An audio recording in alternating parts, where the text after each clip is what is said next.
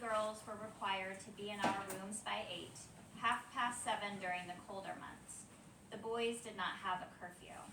We were permitted to visit the library between 6 and 10 on Saturday mornings, while the boys did their outdoor chores. Interactions with male students were discouraged. Never speak to a man through an open window. Never walk to class with a male student. Never ever, under any circumstances, visit a man in his room.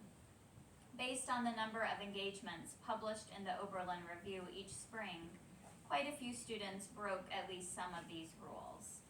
Most of the girls at Oberlin wanted to find a husband before graduation. Contrary to what my Aunt Jana said, I was not opposed to the idea of a husband. My first year, I simply found it easier to avoid all the romantic entanglements that everyone else found so intoxicating. This seemed especially prescient on my part after my roommate Sally was expelled for what the Oberlin Review called, quote, moonlight wanderings with 2 unnamed male students. All Oberlin girls were on the literary track. We jokingly called ourselves the ladies' department. Instead of Latin and Greek, we studied French, poetry, modern literature, and religion. Every semester we took a class called Household Economy with Miss Vaught. No one knew how old she was. 30, 40? She did not wear a wedding ring, and rumors swirled viciously around her, that her husband had left her for someone else, that her fiancé had died in the war, that her husband was royalty and lived abroad. Most of the girls thought her strange. They didn't understand her plain dresses and scuffed shoes, or how she could be content teaching us instead of raising her own family. I didn't find her strange at all. I thought she was wonderful. You are here for a useful education, Miss Vaught said on our first day. You are also here to be a restraining influence on the male students, to model superior manners for those young men who will go on to become ministers. 9 girls anxiously stared back at her. That is a tall order. You can be sure the male students are not being lectured about the need to control your unbridled passions. A few of us blushed, some laughed nervously. How many of you know how to sew? She asked that day. Cook, garden? All hands rose. What about physics, chemistry? Hands swiftly returned to our laps. There's a way to study both the domestic and the sciences, Miss Vaught said. Should anyone back home inquire about your classes, be sure to focus on the former. Our studies were interrupted on Mondays so we could wash and repair the men's clothing, on Tuesdays so we could attend the men's debate meetings, and on Wednesdays so we could clean the dining hall and other buildings on campus. My favorite room to clean was the museum and the science hall. It wasn't technically a museum, but it was well stocked with botanical specimens and 10 microscopes. For use by male students only, read the sign above the microscopes. I often wondered, as I cleaned and organized that room, what ideas the teachers feared would fester within us girls if we were to look through the eyepiece of a microscope, what else we might ask to see for ourselves. On cleaning days, I always requested the museum. Other girls disliked the smell of the drying skins in the taxidermy room next door. Not me. I dragged out this chore so I could say aloud the names of the plants as I cleaned their glass cases. The poisonous one sounded especially beautiful. Before coming to Oberlin, I had known to avoid these poisonous plants by their shape alone, and I was seeing now that there was a whole world hidden beneath the one I had known. It was like being handed the keys to a secret kingdom. What if I graduated before I looked at all the plants in the glass cases, before I read all the books in the library, before I crammed myself full of knowledge? While in school, we girls were indulged. But after graduation, we were expected to leave it all behind, so our real lives as wives and mothers could begin. I feared I would be Lot's wife, unable to avoid the temptation to look back for one final glimpse. So many ways a woman can turn to salt. Thank you.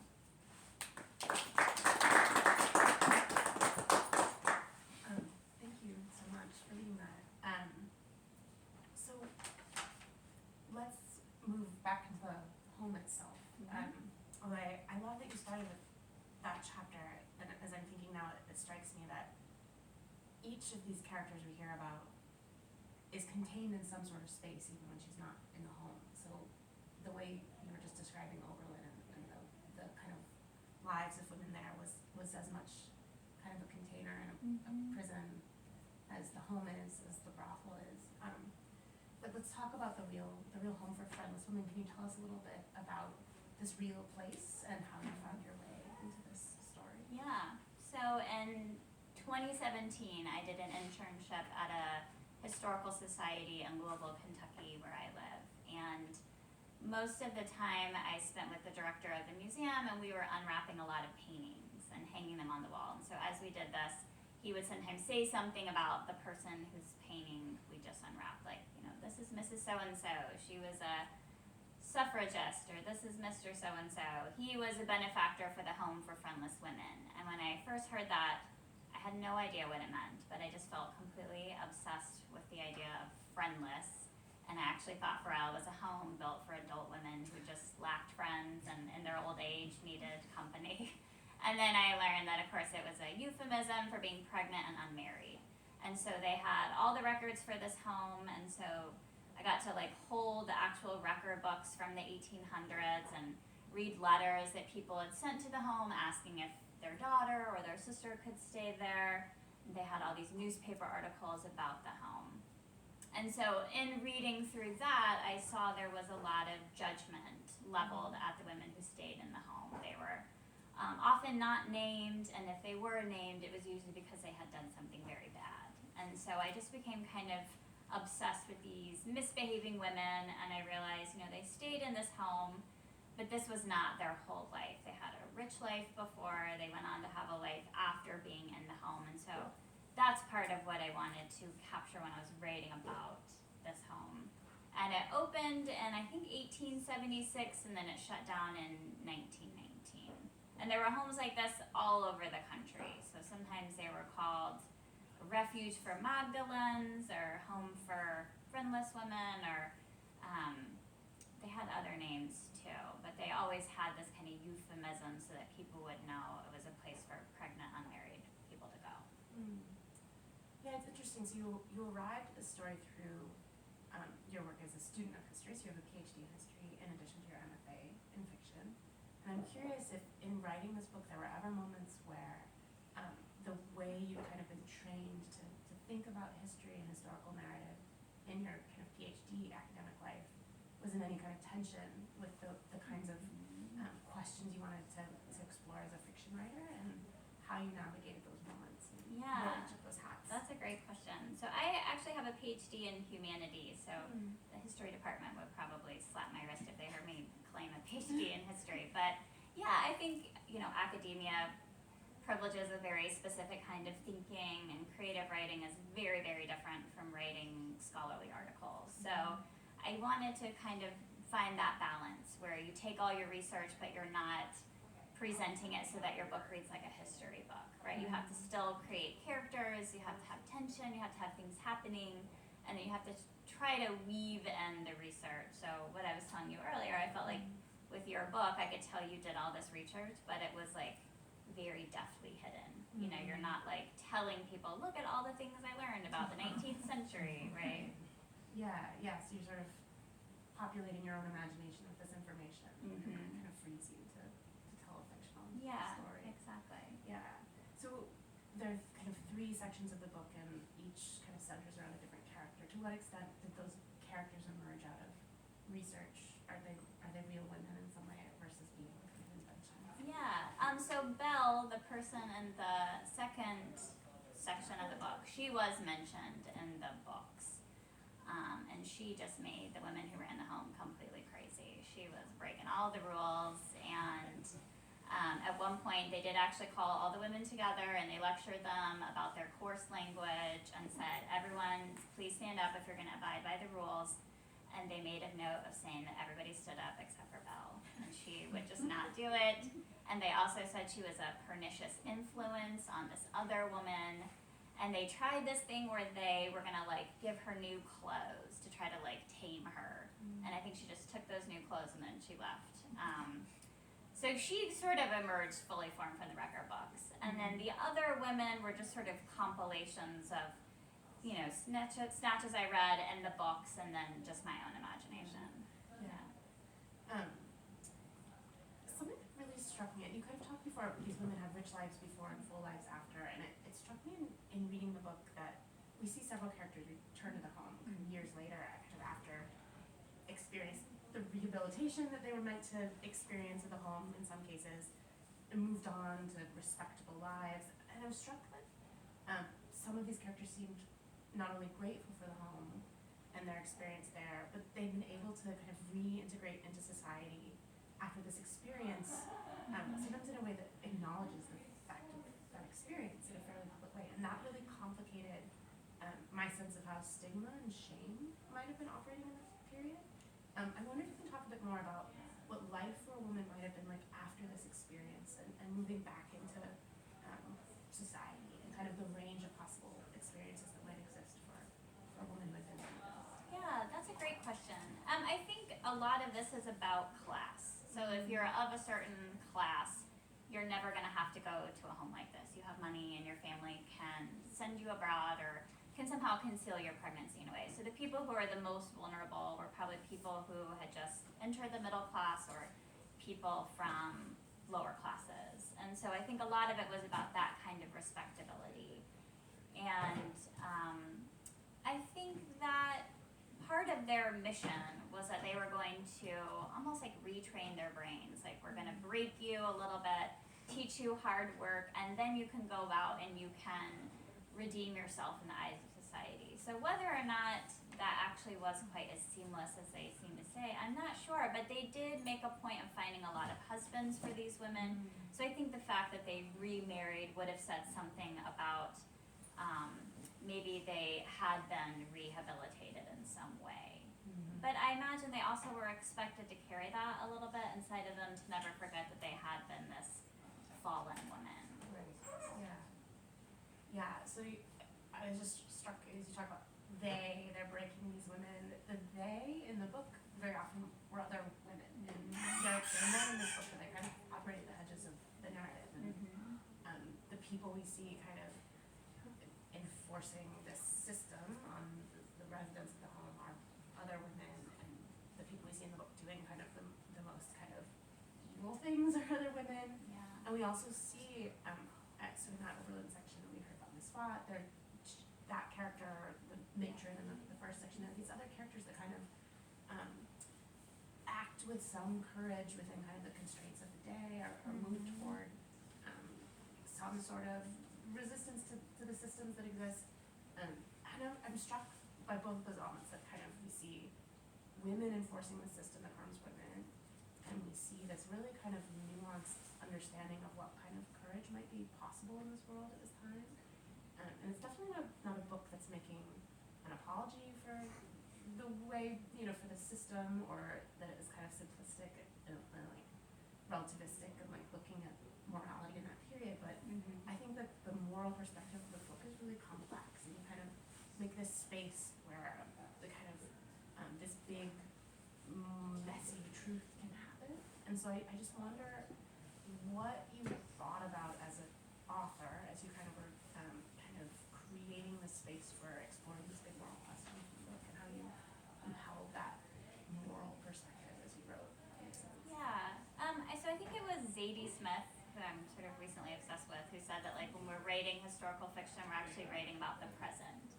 And I think it's pretty clear today that like you can say women, but it doesn't mean that all women vote the same or hold the same ideas about bodily autonomy, or a lot of the things that are very concerning to people today, right? And so I was thinking, obviously those same ideas would have been present in that time period, that there would have been women who fully believed in women seeking educations, and who would have thought, maybe we don't need to hide pregnant unmarried women, or maybe we don't need to shame sex workers, right? But just like today, that's not one conversation that's happening. It's a very complex one. So it's always hard to tell if you are moralizing, because certainly I feel very strongly about some of those issues, but I was hoping to not, be that person who's like shaking their finger at the reader, but instead sort of showing that these are people. I think they often think they're doing the right thing. It just doesn't always hold up. Yeah, I think that's part of what makes these characters so rich and interesting, is that you allow them the complexity of believing they're doing the right thing, even as you show us kind of the consequences of their choices and forward. so obviously, as you just mentioned, like it's impossible to read this book and not think about kind of a present moment. And as you were writing in 2017, there was to today, that's a period of kind of an acceleration and sort of the contraction of reproductive freedom in this country. And I wonder, as you like as a writer, as you're working on this book, how you felt the weight of kind of the present moment as you were writing about the past, and if that kind of relationship between past and present was something you were conscious of trying to draw into the story, or if you were trying to like root yourself in the past and kind of trust that the reader would kind of feel the weight of the present, or how were you kind of negotiating kind of past and present as you wrote? That's a really great question. I don't know. I felt really angry from 2017 to, I don't know, a long time. And I felt like that anger was sort of threaded through the book. But I think I thought when I was writing this that I would actually be more like, oh, this is the very distant past, right? Like women can vote now, and abortion is legal, and a lot of the things that actually I had in my head as being true sort of unraveled during the writing of this. And then also, I think the more research I did, the more I saw the present and the past didn't have quite the same space between them that I had anticipated. Yeah. How did that affect you? Like, did that make it harder? Did that energize your writing, or what was I your guess it's experience? energizing in the way that anger can be energizing. Yeah. Yeah. So this is maybe like a very like narrowly writerly question, but something I'm curious about. We've talked quite a bit about kind of historical research, and you're writing about history, and you're very thoughtful about the way you're using primary documents. We see primary documents quoted throughout the book. You take great care of the footnotes. We see this kind of detailed author's note. So we have a sense of how you're incorporating your research, which I found really helpful and interesting. But we also hear these women's voices. We hear them in conversation with each other. We hear their narration. So I assume that these are also your kind of imagined reconstructions of period language and a period consciousness. And I'm always really interested in how writers do that. So can you talk a bit about the language itself and how you sort of trained your ear or trained your imagination to think about what a mind might experience in that period, what consciousness might have felt like in the period you're writing about? Yeah, so I found the etiquette book I had to be really helpful because it had just a lot of bananas advice for women. You know, a lot of it was stuff I would never have thought of, but it was like so specific and formal. So, reading that was helpful, but also reading newspaper articles from that time period was incredibly helpful. And sometimes I would like read a newspaper article and I would type it up myself, and then you get a sense of how stylized and formalized the language was. Sometimes a sentence didn't even kind of make sense. I kept trying to like add words or take away words. So I think looking at that coupled with, like you read a lot of books from that time period just to get a sense of the kinds of conversations characters have, while also realizing if you're writing it in 2022, you're going to get a lot of things wrong. How do you like move confidently through that risk as a writer? I've also written historical fiction. I found that sometimes like cripplingly scary. It was just like to feel like I'm moving toward a possible error. I know. I figured it was fake it till you make it, and at the same time, there's probably always going to be someone who's going to be like, this isn't historically accurate. And I was like, what did women do when they were on their period, for example? And I find like lots of different things, but women weren't writing to the newspaper about that. So some of that I was like, I'm just gonna make this up. And then I figured you could always hide behind the idea that you wrote fiction. Sure. Yeah. And what's the job of fiction in that moment? Like, is it like it's not to like illuminate the writer about like the practices of like hygiene around periods? Like it's like what is like the goal of why do you need the detail to be right? Or like what is the goal of the fiction? I wonder if it's for us, so that we feel like we actually know this world and know these characters. That's what I would say. And then hopefully you've created something that can fool other people into thinking that you know what you're talking about. Yeah. Persuade them. Yes, thank you. That's a better verb. Was there anything you uncovered in your research that you found particularly fascinating that you couldn't fit into the book that you want to just share? Yeah, I mean, there were so many brothels in Louisville. There were like 70,000 people in the 1870s, and there were 79 reported brothels. And that kind of blew my mind. I had no idea there were that many. And they had actually briefly considered legalizing prostitution. Like, a lot of doctors were like, we should do this, we should follow the European model. If this is happening, let's keep these women safe. And then, like, a group of Methodist women were like over dead bodies, and so it went nowhere. But I found that to be super interesting. And there's, there were lots of like funny things I found in the newspaper that I would sometimes write these like long, complicated scenes and realize like, oh, okay, that's just me having fun. That has no place in this book whatsoever. But there's a lot of outtakes on my computer. Yes. Yeah, I'm sure. So we talked a little bit about kind of the interesting structure of the book. So there are these three really distinct seeming narratives, and they kind of come together in the end. Can you talk a little bit about how you thought about structuring the book and how you kind of settled on those characters and those moments and navigated kind of time, so we kind of jumped from one section to the next over quite a few years, and kind of those structural choices that you made. Yeah, so the first section is from about a year after the home opened, so I thought, the rules would still be in flux. That seemed like an interesting time to start. And then for the second section, for some reason I imagined Jack the Ripper playing a really big part in this novel, and it didn't at all. But I became sort of obsessed with needing that time period, the time period when he was murdering women. And so that was just like the random middle section that I chose. And then I discovered that they had this actual silver anniversary for the party in the early 1900s. So I thought, okay, that's when the third section is going to be. And then for a long time I told myself I was going to write a fourth section for the last year of the home, and then I just didn't. And the story feels finished. It did feel finished, yeah.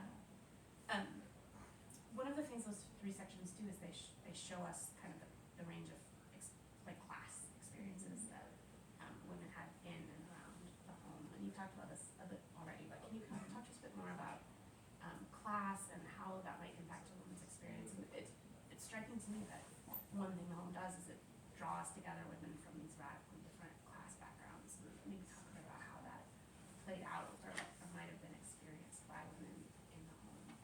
So the women who ran the home assumed that all the women who were inmates, as they called them, were of lower classes. And they would say that explicitly, that they were of this class, they were good Christian women, and it was their job to reform these lower class women. And they would often say like things like, well, when they come from a bad class, or women of these, this class.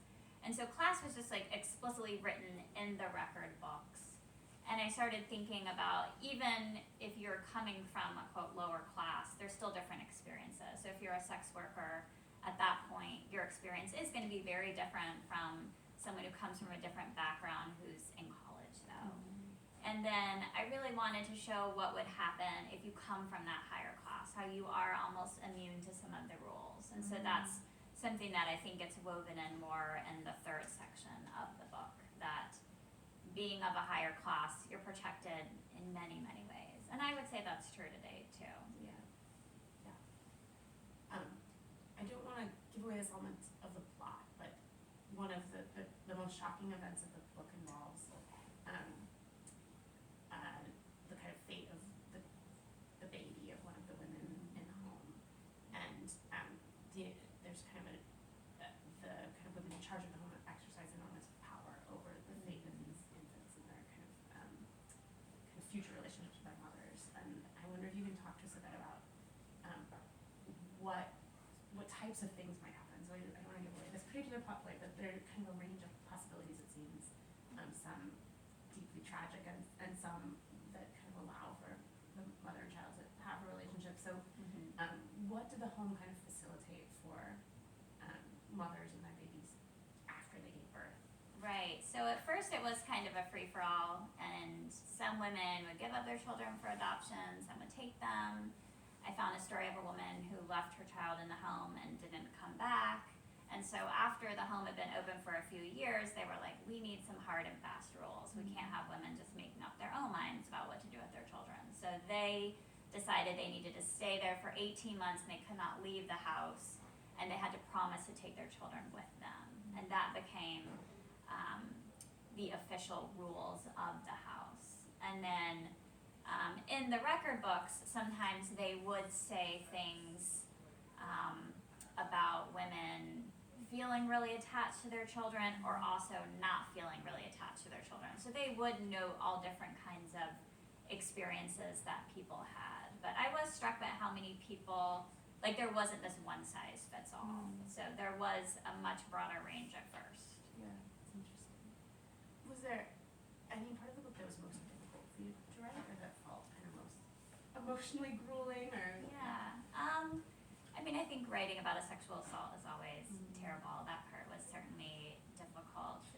But I think I felt the most burden writing the middle section because I feel like it could be really easy to get a queer sex worker wrong, and I certainly did not want to do that. So I wanted to create a character who, like the other ones, hopefully felt well-rounded and not like a stereotype. Yeah. I mean, see it in that to me. Yeah. I mean, I found that story intensely moving, and the kind of ending that character gets. I mean, really, with all of these characters, I think I was struck by. Again, like you balance this like honesty about what was truly awful about what was happening there with a sense of the possibility in these women's lives and moments of real kind of beauty and hopefulness and camaraderie in the home as well. So it's not just kind of after things turn out okay in some ways for some people, but there was a kind of intimate camaraderie that in some cases that these women seem to experience with each other. Can you talk a bit about the types of friendships or relationships between women that you kind of discovered in your research or wrote about, the kind of possibilities that exist for women within the inmates? Yeah, I think that women had very intense friendships in this time period, and that was something I read about, that women were much freer about saying like, I love you, or she's my dearest friend, or my sweetheart. You know, they would use these almost romantic terms to talk about women in their lives. And I also thought if you're staying in a home for 18 months and you don't want to be there, you know, you're gonna create some very deep friendships. And, you know, I was thinking of some of the friendships I've had with friends. You know, I have friends I've had since the first grade, and I actually saw one of them this past weekend, and I told her, like, I feel like there's nothing I could tell you that would surprise you. And she's like, yeah, I've heard it all. You know, it's just, and so I was thinking I wanted to capture that because I love really well done female friendships. I think that's such a like untapped, underwritten area where either women are like snarking at each other or undermining each other, and that's just never been, I don't think that's the full experience at all of female friendship. Yeah, and it's interesting to me that there is a very rich romance in the book. There is a character who has kind of a love story that's very beautiful. But the kind of the rich relationships we see tend to be friendships or like just complex relationships between women that have both positive and negative qualities. So yeah, I think that's a really interesting project that the book has, is just exploring in this deep way this range of types of relationships women can have with each other. And again, men have created the circumstances that these women find themselves in a lot of ways, but they stay at the edges of the narrative. Was that something you were conscious of doing on purpose, like keeping the men off stage a little bit, or did it just happen that way? You know, my husband is a writer as well, and when we first started reading each other's work, he's like, there's always a male punching bag in your stories. Like, there's always one man who all the women are like, argh. And so I was like, okay, I don't want to do that. I mean, I did that in an early draft, and then I pulled back and thought, you know, I mean, some of these men, just like men today, they align themselves with causes that are for women, and then some men don't. And I realized, like, this really is a story about women. But you're right, they were brought there often because of circumstances outside of their hands by men. But they never felt like the heart of the story to me. Yeah. I think that's a source of its richness, is we don't kind of have to get caught up in kind of the set of things. Like, we get to kind of just be in this deep experience with them here at this moment and see these other types of relationships and kind of what they're making of this experience. So I think those are all the questions I had. If we want to kind of open to the group for Q&A.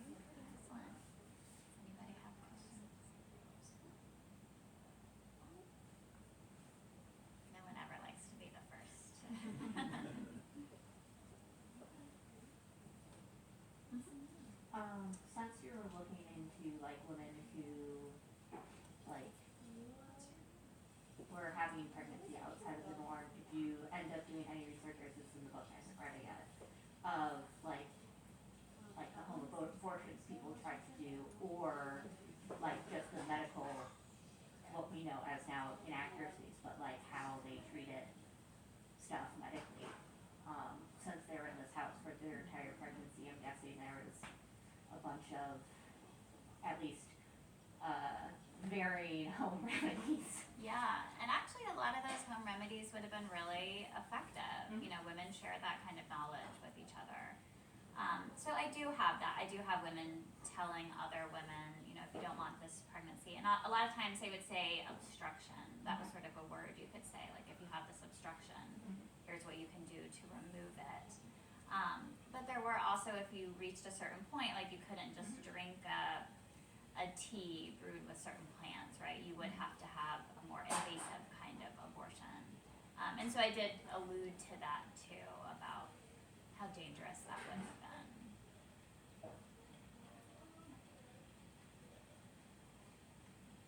You know, one of the things that's so interesting about the home and the intentions of the people who create this home is that